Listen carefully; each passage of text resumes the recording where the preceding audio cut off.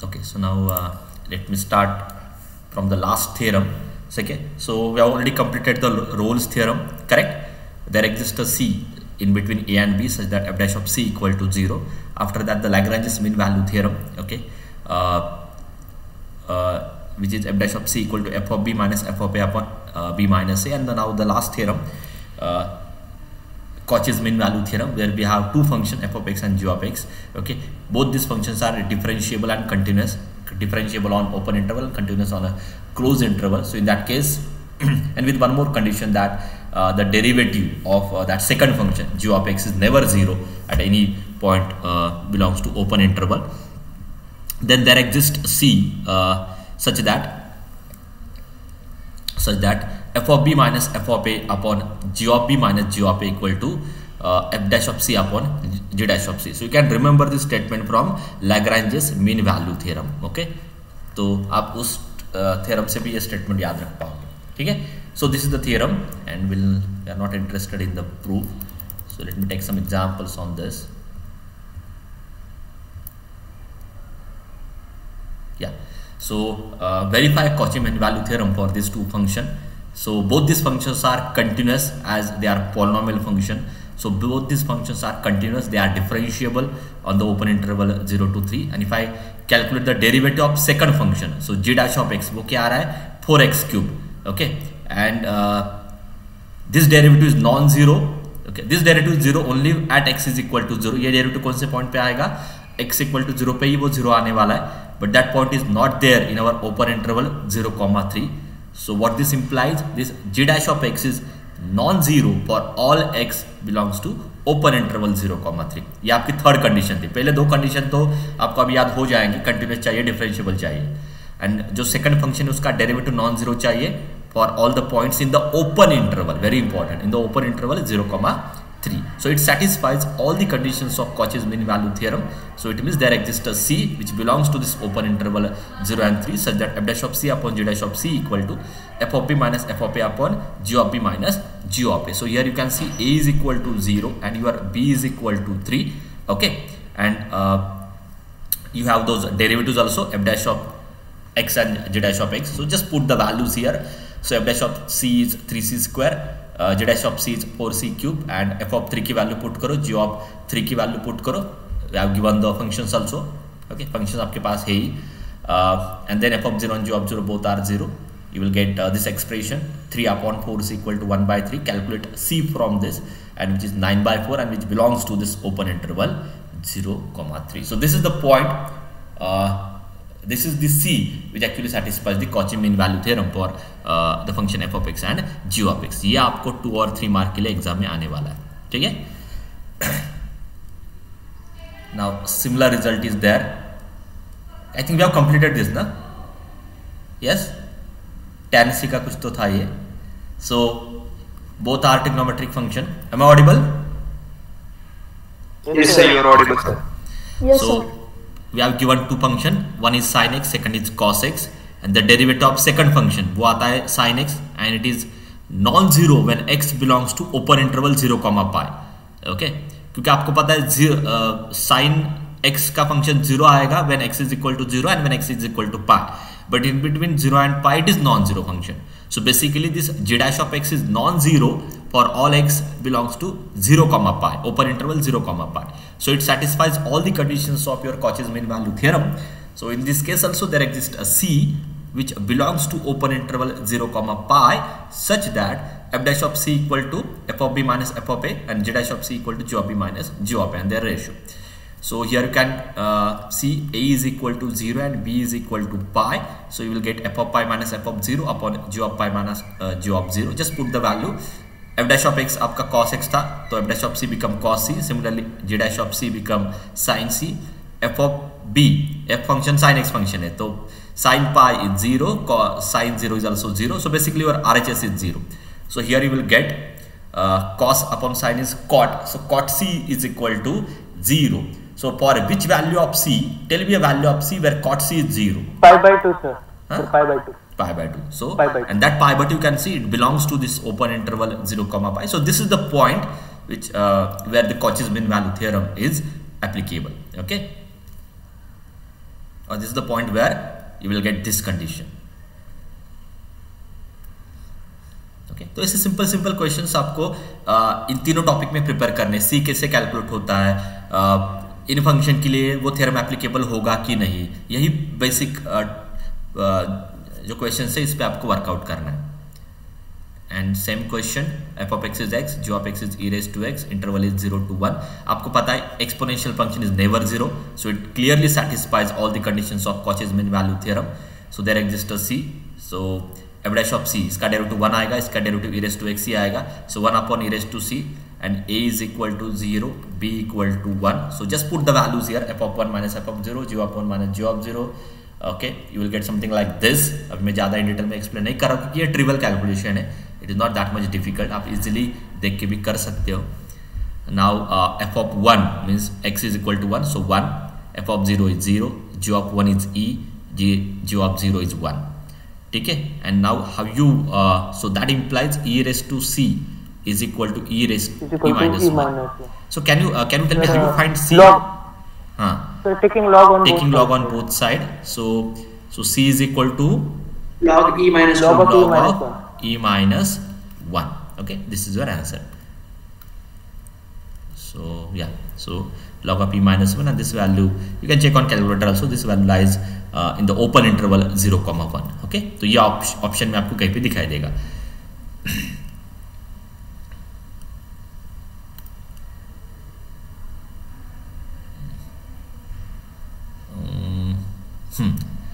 तो ये प्रूव करने के लिए एक मिनट, मैं थोड़ा अभी एमसीक्यू पॉइंट ऑफ व्यू से जाता हूँ कि इसमें कैलकुलेशन कितना आ रहा है। ठीक है, तो आप वैसे आपको देख के भी समझ में आ जाता। So you have to prove this using Cauchy mean value theorem. Okay, ऐसे क्वेश्चन के चांसेस थोड़े रेयर है, बट ऐसा हो सकता है, इसको अगर मुझे एमसीक्यू में कन्वर्ट ही करना है using Cauchy mean value theorem, the value of,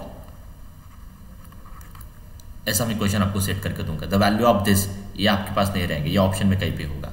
ठीक है, तो क्वेश्चन में ये हिंट मैंने आपको दी है कि यहाँ पे आपको Cauchy's mean value theorem use करना है फर्स्ट थिंग। तो कॉची मीन वैल्यू थ्योरम में दो फंक्शन आते हैं, f of x and g of x, and what is that theorem? There exist a c such that f dash of c upon g dash of c is equal to f of b minus F of A upon g of b minus g of a. So can anyone tell me what is f of x here and what is g of x here? Compare करके। Sir, f of x sin x, f of x must be sin x, g of x must be cos x. ठीक है, done. So if I take f of x equal to this and g of x equal to this, your interval is I guess 0 to pi by 2 है ना, इसमें interval है आपकी। Okay, now आपको second function, ये तो continuous differentiability का part नहीं ज्यादा, मतलब वो क्लियर है। Okay, now you have to check the differential, you have to check the third condition. So g dash of x is sin x minus sin x, and it is 0 only at 0 and pi, but in between वो non zero आ रहा है, correct? So can so whether this g dash of x is non zero in this interval, whether this g dash of x which is minus sin x is non zero in this interval? Yes sir, it is non-zero. Okay, so it is non-zero. ये आपको graphically भी समझ में आ जाएगा, या तो आपको अगर वैल्यूज पता है क्लियरली तो भी आपको समझ में आ जाएगा। So it satisfies all the conditions of Cauchy's mean value theorem. So there exists a C such that this. Now just put the value. F dash of C की वैल्यू क्या आएगी? F dash of x is cos x and G dash of x is minus sin x. So can you tell me quickly what is F dash of C? Minus. Sorry. Minus. Sorry. So minus. cos C. only cos c, sir. It's only cos C. हाँ, only cos c, correct. And here minus sin c is equal to a की value क्या लेनी है आपको यहाँ पे? अभी यहाँ पे राइट साइड में आपको a और b में चाहिए था ना, so instead of this you have to consider the interval a comma b, correct ना? Yes. क्योंकि उन्होंने दिया है a और b ही इंटरवल दी थी, बट a और b में ये कंडीशन थी, this value lies between this range, a and b आपका इस रेंज में आ रहा है। सो f ऑफ b क्या होगा? f ऑफ b में x की जगह पे b रखो, sin b minus sin a upon cos b minus cos a, हो गया। cos upon sin become cot, correct ना? एंड ये माइनस साइन आप ये जो एक माइनस साइन है कहीं पे आपको एडजस्ट करना है, तो ये माइनस साइन उन्होंने यहाँ पे एडजस्ट किया है, so that on numerator here you will get sine a minus sine b. ठीक है, एमसीक्यू में कैसे आ गया वो तो समझ में आ गया क्लियरली, एनी डाउट? ओके, तो ऐसे क्वेश्चन एमसीक्यू में आपको आने वाले हैं। ठीक है, तो अभी आपको थोड़ा थॉट देना कि एमसीक्यू कैसे क्रिएट होगा। ओके, उस हिसाब से प्रिपेयर करो। सो ये थ्योरेटिकल वे में अगर करना था तो आप कर लेते।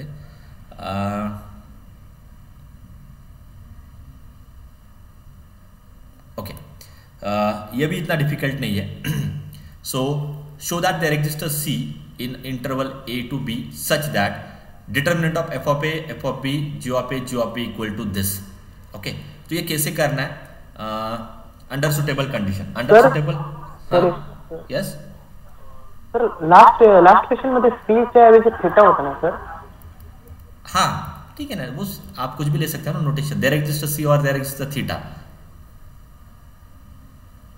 Okay, so you can take any notation ना। हाँ, यस। हाँ, तो आप थीटा ले लो या सी ले लो, आपको आंसर तो समझ में आता है कि कॉट में आने वाला है, so that is enough. Okay, हाँ, so here so under suitable condition means what? You have to assume this f of x and g of x to be continuous, differentiable and derivative non-zero. जो भी suitable condition चाहिए वो आपको लेनी है। So if both this function f of x and g of x are continuous, differentiable and derivative of second function is non-zero, it means it satisfies all the conditions of your Cauchy's mean value theorem. Okay, so therefore you can write, or therefore you can say there exists a C which in the open interval a to b such that f dash of c is equal to this.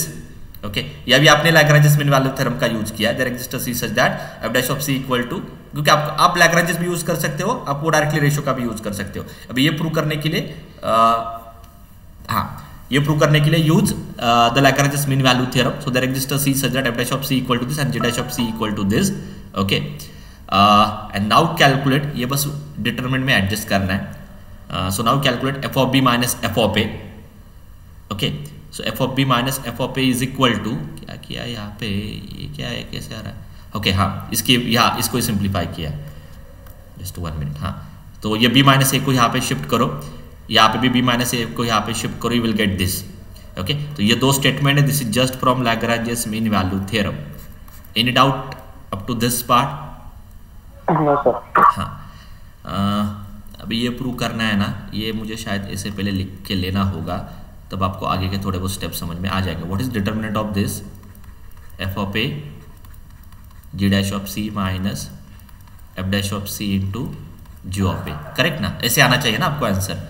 And left side में क्या चाहिए? f of a into g of b minus f of b into g of a equal to this. ठीक है, तो यहाँ पे okay, ये जो पहला इक्वेशन है, okay, for this first equation multiply g of a, क्योंकि यहाँ पे सारे f में फंक्शन है, तो आप कुछ g का फंक्शन यहाँ पे इंट्रोड्यूस करना होगा। So multiply first equation by g of a and multiply second equation by f of a।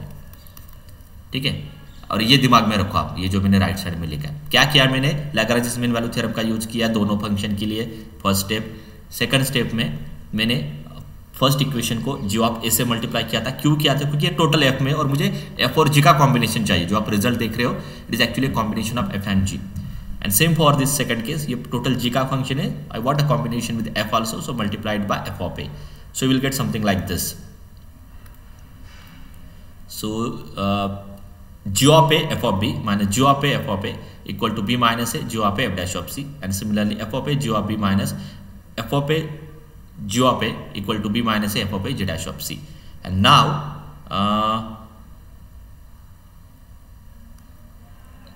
subtract 4 from 3. Okay, so can you take back slide for a second?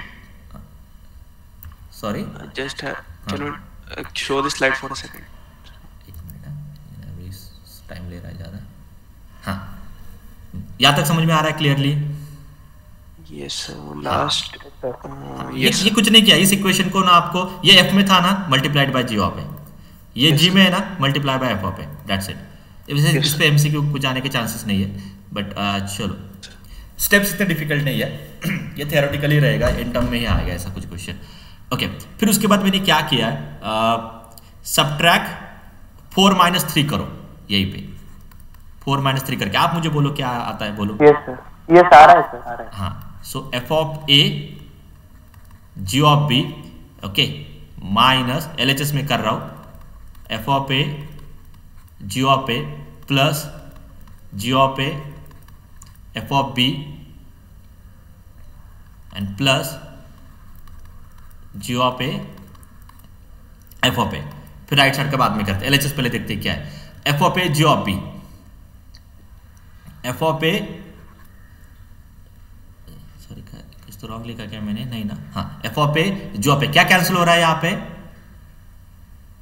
क्या cancel हो रहा है, ये f of a g of a cancel, f of a g of a. तो LHS में अभी आपको क्या मिल रहा है, f of a g of b minus, ये माइनस था ना, ओके ये माइनस था, मैंने माइनस था सर, ये माइनस ही है, f of a g of b minus g of a f of b. अगर आप सबट्रैक्ट करते हो तो यहाँ पे मुझे क्या मिलेगा, f of a g of b minus g of a f of b, that will be your LHS.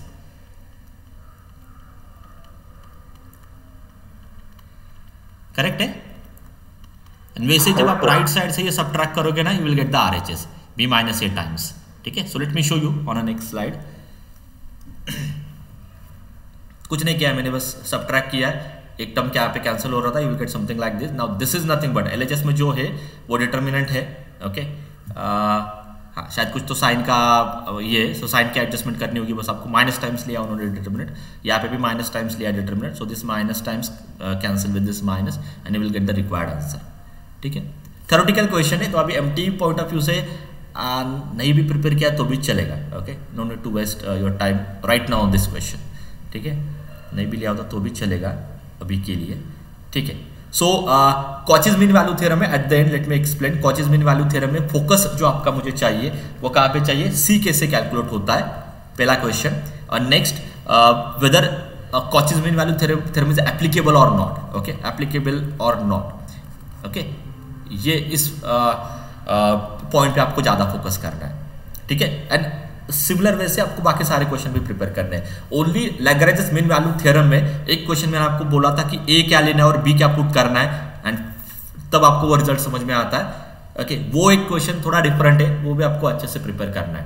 Now whether this 3 topics are clear, Rolle's और कॉचीज मीन वैल्यू थ्योरम में ज्यादा कुछ वैरायटी होगी नहीं, बस आपको सी चाहिए, देयर एग्जिस्ट, सी कैसे कैलकुलेट होता है वो आना चाहिए, एप्लीकेबल है कि नहीं वो आना चाहिए, ओके। लैग्रेंज में भी वो पार्ट है, बट लैग्रेंज में एक और क्वेश्चन आता है, वो जो इनइक्वालिटी आती थी ना, show that this value lies between this range, तो वो जो इनइक्वालिटी थी उस पर आपको थोड़ा बहुत फोकस करना होगा। इतना ही, इतनी वैरायटी है इन तीनों टॉपिक्स में, ओके, क्लियर, ओके, हाँ। एंड एक जो मैं आपको बोल रहा था कि इन तीनों टॉपिक में ना एक और रिजल्ट है जो बस एक अल्टरनेटिव स्टेटमेंट है, ठीक है। सो हाँ, तो ये जो स्टेटमेंट है इस पे कुछ क्वेश्चन आने के चांसेस नहीं है, 1 मार्क के लिए शायद ये डेफिनेशन आपको आएगी, what is the alternative statement of mean value theorem. तो अल्टरनेटिव स्टेटमेंट आपको कैसे याद रखना है, मैं आपको डायरेक्टली एक रिजल्ट देता हूं जिसमें ये तीनों केसेस में हो जाएगा, इसलिए मैंने इसको होल्ड पे रखा था अभी तक। So let me explain that. So तीनों केसेस में how to remember, in all 3 cases how to remember alternative statement, ठीक है। तो उसमें आपको क्या क्या करना है, आपके पास इंटरवल क्या थी, in every case your interval is close interval a to b, है ना, तो वो आपकी रिप्लेस होगी a to a plus h से। स्टिल आई विल चेक, नहीं तो नोटेशन मेरे अलग अलग आ जाएंगे।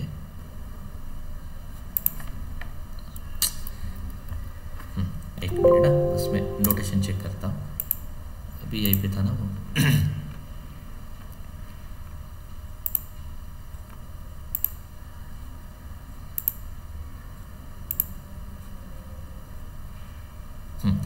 a to a plus h आपके इंटरवल है,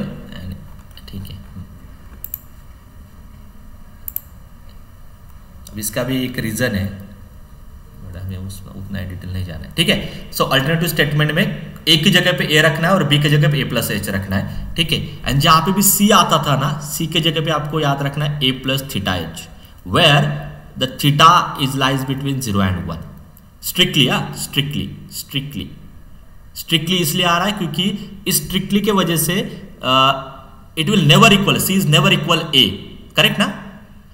अगर मैं थीटा 0 लेता हूं, अगर थीटा 0 पुट करता हूं तो सी की वैल्यू क्या आएगी? ये आएगी, ये आएगी, but I don't want c equal to a ना। गॉट इट Yes, सर। sir. हाँ, सी बिलोंग्स टू क्या होता है? ओपन इंटरवल होता है ना, a to a plus h. A to B, yes. हाँ, so I don't want theta equal to 0 and I don't want, यहाँ पे एक और मिस्टेक, हाँ नहीं ठीक है ना, थीटा इक्वल टू 1 लिया तो ये ए हाँ, प्लस एच बरोबर आता है, ठीक है, करेक्ट है, हाँ ठीक है, डन आई थिंक। इतना ही आपको याद रखना है। तो अल्टरनेटिव स्टेटमेंट के लिए कोई अलग से प्रिपेयर मत करो। आपके फॉर एग्जांपल रोल्स थ्योरम, क्या है Rolle's theorem? There exist a c such that f dash of c equal to, बोलो 0 0। ये तो ट्रिवियल है, ये इसको छोड़ देते, ये इसमें क्या होगा, ये करते f dash of c equal to Lagrange mean value theorem का याद रखते, f of b minus F of A upon B minus a. Now can you tell me the alternative statement for this? So f dash of c के जगह पे क्या लिखना है? A plus theta के जगह पे क्या आएगा? A plus F H of A plus A minus F of A upon B minus A, A plus H minus A, so ये plus H minus A, so h only na, b is a plus h, so a plus h minus a, तो h only, correct? yes or no? Yes sir, Okay. Yes sir. ठीक है, so just remember this condition. Okay, why this c like this? Okay, in after midterm examination I will explain. Okay, इसमें भी interesting है, actually it covers all the points from the interval a to a plus h. ये एक ऐसी condition है, t and 1 minus T से आप adjust करते थे। ओके, ज्यादा इसको डिफिकल्ट मैं नहीं करना चाहता हूँ। Okay, that is all about the first topic, क्योंकि ना अभी आगे और भी एच वर काय कंडिशन आहे? हाँ इथे एच वर काय कंडिशन आहे का की एच किती असणार? नहीं काहीच स्मॉल चेंज इन ए ना, मतलब एक आप एच कुछ भी ले सकते हो, वैसे interval run from a to a plus h, ठीक है। Okay, so this is all about the first part. ये तीनों थ्योरम फर्स्ट पार्ट में थे, ठीक है। क्या क्या प्रिपेयर करना है एमसीक्यू पॉइंट ऑफ व्यू से, वो भी आपको मैंने सर मतलब वो a plus H sir b से ही सिमिलर है ना sir completely? Yes this is just the alternative वे। हाँ, यहाँ पे एक्चुअली उन्होंने उनको क्या करना था, एक वेरिएबल में रखना था। ए और बी दो वेरिएबल थे ना आपके पास अभी, यस सर, तो उन्होंने एक वेरिएबल में रखा है where H is the fix constant. So ये ऐसी चीजें ना प्रोग्रामिंग में यूज होती है। Okay, that where we need this alternative statement. वैसे ही आपको मैंने पहले बोला, वैसे इतना कुछ इसका स्पेशल यूज नहीं है। This is just the alternative way to write the given theorem. Okay,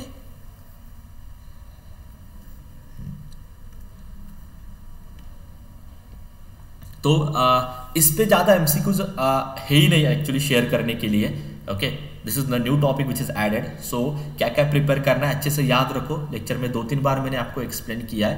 and फिर जो नेक्स्ट टॉपिक है, ओके, अभी आप बोल सकते हो कि हमारा बस 30% ही सिलेबस हो गया है एमटीई एग्जाम पॉइंट ऑफ व्यू से, ठीक है। तो अभी हमें जो नेक्स्ट स्टार्ट करना है which is successive differentiation, so which is totally based on the derivative. अभी उसके आगे मुझे थोड़ा डेरिवेटिव का नॉलेज चाहिए, ठीक है। डेरिवेटिव परफेक्ट है आपका तो ये ट्रिवियल टॉपिक है, फिर इसमें कुछ है ही नहीं, ठीक है। सो I will only introduce and will continue. Sir, yes. And sir, how many questions we can expect sir in MT for maths? Like that detailing I will give you tomorrow, ठीक है। Okay.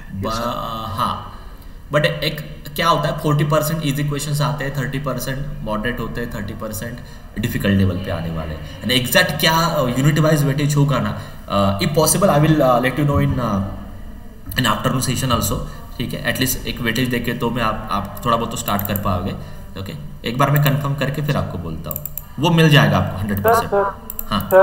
हाँ बोलो ना। 40 minutes मध्ये कसं cover होईल sir paper? आता matrices जे आहे सर फॉर एक्झाम्पल, तर किती वेळ लागतो सर रँक वगैरे फाइंड करण्यासाठी? सर वेळ लागेल तो नाही होणार सर? हो जाएगा। ओके, क्वेश्चन ही वैसे रहते हैं जो आपके उस टाइम में हो जाएंगे। Will not ask difficult question जिसमें कैलकुलेशन में आपका टाइम जाएगा, तो वो थॉट रहेगा उस पर। ओके, सो सर मैथ्स के लिए 60 मिनट है ना? टाइमिंग का कितना दिया आपको? वो जो 60 मिनट दिया है सर टाइम टेबल में, क्योंकि अदर सब्जेक्ट से ज़्यादा ही रखा था। एक बार चेक करो कितना है सर। केमिस्ट्री और मैथ्स के लिए 60 मिनट है। हाँ ठीक है ना, फिर हो जाएगा, इजीली हो जाएगा। इजीली इन द सेंस, हाँ थोड़ा बहुत आपको मतलब अगर ऐसे कुछ क्वेश्चन है जो 1 मार्क है और आप उसमें ज़्यादा टाइम वेस्ट करोगे कैलकुलेशन में, तो आपको आगे दिक्कत होगी। सो आई विल एक्सप्लेन। ओके, कल का जो सेशन होगा ना, उसमें मैं आपको थोड़ा बहुत हिंट देता हूँ how you can cover a paper. मैं आपको पहले ही बोलता हूँ, अगर आपका प्रिपरेशन लो लेवल पे, low level in the sense अगर आपने ऐसा प्रिपेयर किया कि आपको देख के वो फॉर्मूला लिखना है, फिर आप उसके उसमें वैल्यू प्रिपेयर करोगे, then it is difficult you to complete that paper. ठीक है, तो ऐसा नहीं होगा। अगर आपके दिमाग में सारे फॉर्मूलाज रन होते हैं ना, तब वो एटलीस्ट पेपर कवर होगा आपका, नहीं तो 100% कुछ क्वेश्चंस आपके रहेंगे। तो मैं आपको कल कुछ उसके बारे में डिटेलिंग देता हूँ कि कैसे आप सारे क्वेश्चंस को हैंडल कर सकते हो या कैसे कंप्लीट कर सकते हो। Okay, now this is the last topic from this unit, which is successive differentiation. Okay, can anyone tell me what is the meaning of successive differentiation? What do you understand from this word only? Sir, successive differentiation means sir differentiate with respect to any function again and again, I think. Again and again. Okay, so for example, if I consider a function as e raised to 2x, okay, so successive differentiation means I want the nth derivative where n is the any natural number. I want nth derivative where n is a any natural number. मतलब अगर मैं बोलता हूँ give me the 100th derivative of this, तो आप बस क्या करोगे, n equal to 100 पुट करोगे और आप कैलकुलेट करोगे। तो वो जो फॉर्मूला होता है that will be the successive differentiation of a given function. आपको मैं एक्सप्लेन करता हूँ सिंपल लैंग्वेज में। y equal to e raise to 2x ये आपका गिवन फंक्शन है। What is the first derivative? ये नोटेशन पता है ना सबको, y सफिक्स 1 या y डैश करूं? हाँ, कोई भी नीचे मैंने एक्सप्लेन किया है वैसे, you can use any notation. So y1 means first derivative, क्योंकि ये जनरली हम यूज करते हैं। So what is the first derivative? 2 into e raised to 2. 2 into e raised to 2x. Tell me second derivative. 4 into e raised to 2. Can I write like this? 2 square into e raised to 2x. In a similar way, if I goes on taking the derivatives, can you tell me what is the nth derivative? 2 raised to n into 2 raised to n e raised to 2x. This is called as the successive differentiation of given function. इतना ही है इस topic में, ठीक है। So in general, if I talk about the same function e raised to ax, this function has nth derivative is a raised to n e raised to ax. Clear ना? हाँ, यह आपका गिवन फंक्शन है, आपको इसका nth derivative calculate करना है, that is nothing but the successive differentiation. ठीक है, अभी nth डेरिवेटिव आपको डायरेक्टली तो नहीं समझ में आएगा, आपको 1 by 1 लेके जाना होगा, फिर आपके पास उसका nth डेरिवेटिव आ जाएगा।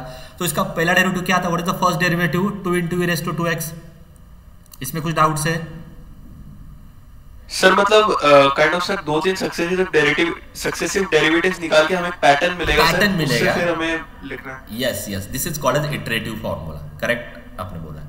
बेसिकली वो पैटर्न आपको जहां पे आइडेंटिफाई हो जाता है, नहीं ये आगे ऐसे ही जाएगा, then you can directly write down its nth derivative. Okay, okay, अभी जिनको नहीं समझ में आ रहा है ना, मैं उनको एक और क्वेश्चन देता हूं। टेल मी द सक्सेसिव और nth derivative of a raised to x। Tell me nth derivative of a raised to x। अब चाहो तो एक डेरिवेटिव कैलकुलेट करो, सेकंड कैलकुलेट करो, थर्ड कैलकुलेट करो, फिर देखो nth डेरिवेटिव क्या आएगा। Sir a raised to x log a, a raised to x log a, a raised to x log a bracket raised to n. Correct, a raised to x log n to, हाँ बरोबर। हाँ, अभी कैसे मैं आपको explain करता हूँ। If I calculate first derivative, पहला डेरिवेटिव आपको पता ही है a raised to x into log a, ठीक है। जब आप सेकंड डेरिवेटिव कैलकुलेट करते हो log a कांस्टेंट होगा तो log a as it is, okay. And a raise to x का डेरिवेटिव फिर से a raise to x into log a, but log a into log a become log a square. तो जब आप third derivative calculate करते हो basically here you will get log a raise to 3 into a raise to x। अभी आपको pattern clear हो रहा है। So the nth derivative is log a raise to n into a raise to x, okay sir. हाँ sir ये तो kind of से simple category में आ गए सर, पर काइंड ऑफ सर हम ट्रिग्नोमेट्री टाइप एक्सपेक्ट कर सकते हैं क्या कि मतलब तो y equal to sin x और ये जो प्रूफ मैंने दिया है, I can give this proof only for 2-3 function which are very trivial, okay. But अभी आप आगे जो चार्ट देखोगे ना जिसमें अराउंड 10 फॉर्मूलेज है which are not that much trivial, तो उसके फॉर्मूलेज आपको याद ही रखने होंगे, क्योंकि उसका प्रूफ विद इन 2-3 लाइन्स आपको नहीं समझ में आएगा, उसमें कुछ एडजस्टमेंट करके तब जाके वो nth फॉर्मूला आपको मिल रहा है। तो बेसिकली जैसे आपने 11th-12th में डेरिवेटिव टॉपिक कैसे लर्न किया था, कुछ फंक्शन के आपने डेरिवेटिव कैलकुलेट किए थे इनिशियल लेवल पे, sin x का आपने 11th में ना sin x का प्रॉपर लिमिट का यूज करके आपने sin x का डेरिवेटिव शो किया था कि वो cos x आता है, करेक्ट ना।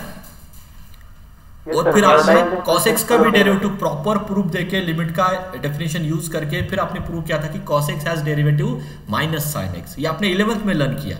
बट जब आप 12th में आए थे ना, आपने उनको क्या लिया था, as a standard formula treat किया था, sin x has derivative cos x। कहीं पे भी अभी भी अगर मैं पूछता हूं what is the derivative of sin x, आप प्रूफ नहीं कर रहे हो, आप डायरेक्टली बोलोगे sin x का डेरिवेटिव क्या है, cos x है। व्हाई?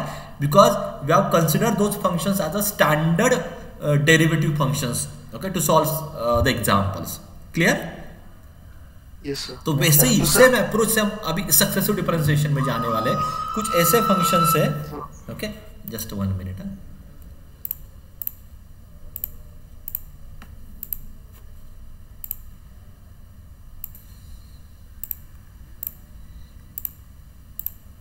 ओके, हाँ, so am I audible now? Yes sir. Sir I had a doubt sir. Yes. तो सर जो आपने 5-10 फार्मूला से बताया कि हमें याद करने, तो सर वो एनटीई में आ रहे हैं सर? यस वो आ रहे हैं, Okay. ठीक है। So today only you have to prepare those फॉर्मूले, तो आपको ज़्यादा बर्डन नहीं आएगा, या एटलीस्ट लेक्चर के टाइम पे अभी वो रिवाइज होते जाएगा। मैं ज़्यादा अभी एमसीक्यूज पॉइंट ऑफ व्यू से जाने वाला हूँ इस टॉपिक में, सो दैट आपको ज़्यादा एक्स्ट्रा प्रिपरेशन करने की जरूरत नहीं पड़ेगी सक्सेसिव डिफरेंशिएशन में बेसिकली, क्योंकि इससे पहले हमने टोटल थ्योरी बेस से लिया है, तो आपको थ्योरी क्लियर है, तो you can easily solve some MCQs on those topics. But इस टॉपिक में डायरेक्टली मैं एमसीक्यू लेता हूँ, तो उतना भी आप करते हो तो भी आपको कॉन्फिडेंस आ जाएगा ऑन दिस टॉपिक, और फॉर्मुलेज भी आपके रिवाइज होते जाएंगे लेक्चर के टाइम पे, ठीक है। सो हाँ, सो nth derivative of any given function is denoted by this notation. तो आप dny/dxn इससे भी डिनोट कर सकते हो, y सफिक्स n से भी डिनोट कर सकते हो, y रेज़ टू n से भी डिनोट कर सकते हो, या dn, d is the derivative operator, आप इससे भी डिनोट कर सकते हो। ये बस नोटेशन है, ओके। आप कोई भी एक नोटेशन आप ये यूज कर सकते हो, ओके, क्योंकि बुक में कुछ बुक में ये नोटेशन है, कुछ बुक में ये नोटेशन है, तो ये चेंज हो रहा है, इसलिए मैं सारे नोटेशन आपको दे रहा हूँ, okay. And now so can you tell me now what is the nth derivative of this. तो ये पहला स्टैंडर्ड फॉर्मूला है, आपको मैंने बोला था आपको 10 ऐसे फॉर्मूले याद रखने, तो जिसमें से पहला तो आपको याद हो जाएगा immediately. What is the nth derivative of y equal to e raise to mx, sir m raise to n, m raise to n e raise to mx। एक तो याद हो गया, चलो एक फॉर्मूला आपका कम हो गया, ओके। इसका प्रूफ मैं अभी स्किप कर रहा हूं, वही है जो मैंने आपको एक्सप्लेन किया था। एंड नाउ सेकंड, ये भी मैंने लिया था, what is the nth derivative of this. अभी a रेज़ टू mx दिया है, हाँ, पहला आप कैलकुलेट करो, पहला क्या आएगा, पहला आएगा a raise to mx as it is into log a and into sir m raise to n। हाँ, so into multiply by m, ये होता है पहला डेरिवेटिव, क्योंकि चेन रूल आएगा। a रेज़ टू x का डेरिवेटिव आपको पता था, a रेज़ टू x का था a raise to x log a, तो अगर a रेज़ टू mx का डेरिवेटिव आपको चाहिए तो आता है a raise to x log a multiply by m। तो ये था पहला डेरिवेटिव, फर्स्ट डेरिवेटिव। तो अगर आपको nth डेरिवेटिव चाहिए तो nth डेरिवेटिव इस फंक्शन का आएगा, क्या आएगा, a raise to mx into log a। ये बस कंपेयर करके आपको समझ में आएगा a रेज़ टू x का derivative, okay. But log a हर टाइम पे log a आएगा, तो nth टाइम पे log a raise to n आएगा, क्लियर ना।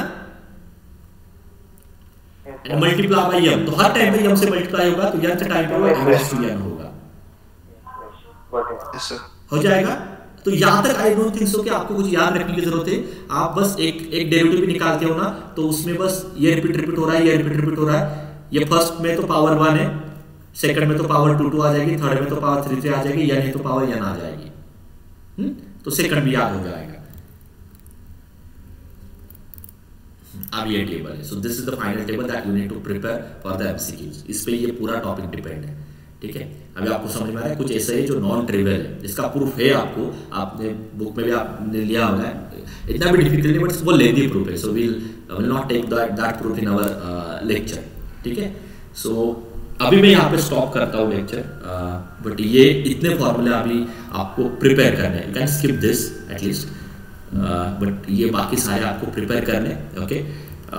उसके बाद ही हम उस पर क्वेश्चंस ले सकते हैं। हर एक टॉपिक पे आपको एमसीक्यू है, और ये एमसीक्यू में कुछ भी, मतलब मैं आपको ये फॉर्मूला आपके पास है, I will ask the nth derivative of ये log of 2x + 1,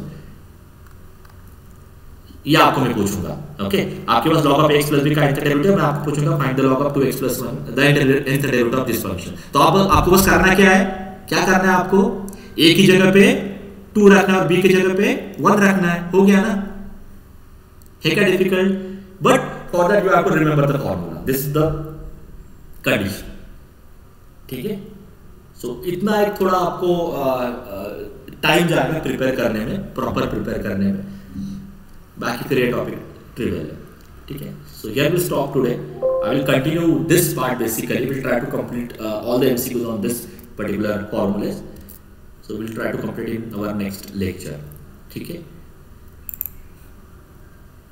don't worry, MCQs में यहीं पे लेने वाला इस टॉपिक पे, तो आपको इतनी प्रॉब्लम नहीं आएगी एमटी में, ओके।